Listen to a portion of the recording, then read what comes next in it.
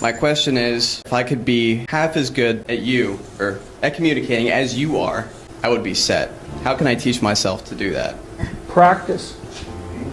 You know, really, like, well, there's a couple of things. It helps to read a lot.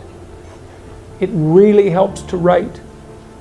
So if you want to make yourself articulate, which is a very good idea, then not only should you read, but you should write down what you think. And if you can do that a little bit every day, 15 minutes, maybe you could steal 15 minutes and do it every day. But if you do that for 10 years, you really straighten out your thinking. If you're going to speak effectively, you have to know way more than you're talking about, you know. So this is often difficult for beginning lecturers at university, because they'll do a lecture on a topic, but they only know as much as they're saying in the lecture. And they get kind of stuck to their notes because of it. But you want to know 10 times as much as you are saying in the lecture, and then you can specify a stepping path through it and elaborate with the other things that you know. But to do that, you have to do a lot of reading. But you also have to do a lot of reading, because that's where the synthesizing comes.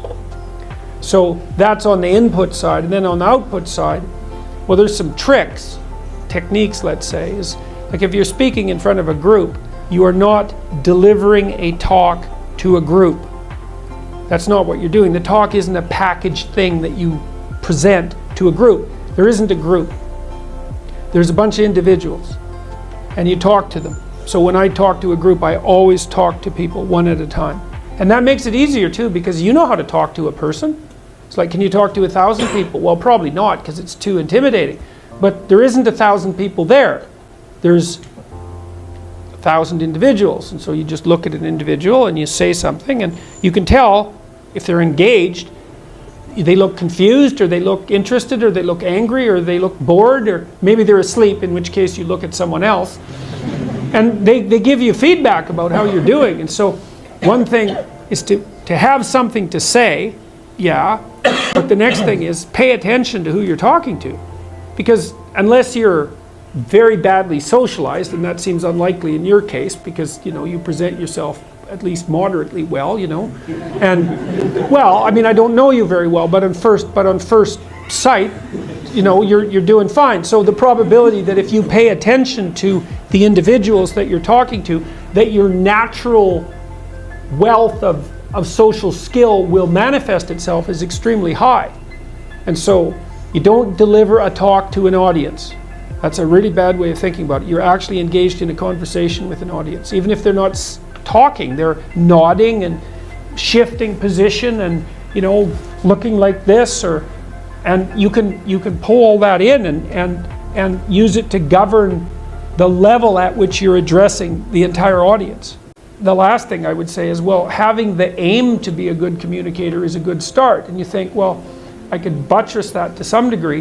This is the whole point of a liberal education. There isn't anything that you can possibly do that makes you more competent in everything you do than to learn how to communicate. I don't care if you're going to be a carpenter. I mean, being a carpenter, by the way, is very difficult, especially if you're a good carpenter. But if you're good at communicating as a carpenter, you're like 10 times better as a carpenter.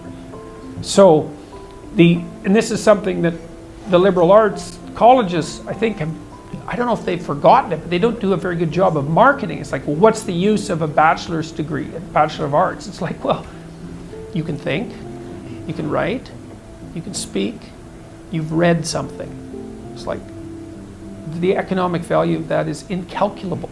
The people that I've watched in my life who've been spectacularly successful they have skills.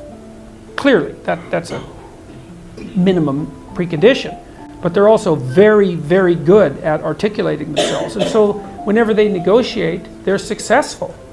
Well, that's kind of like the definition of success in life, right? You negotiate and it doesn't mean you win. Because if you're a good negotiator, if you're a really good negotiator, everybody walks away from the negotiation thrilled. And so then people line up to do things with you. So, and that's all dependent on your ability to communicate. So, practice. Thank you very much.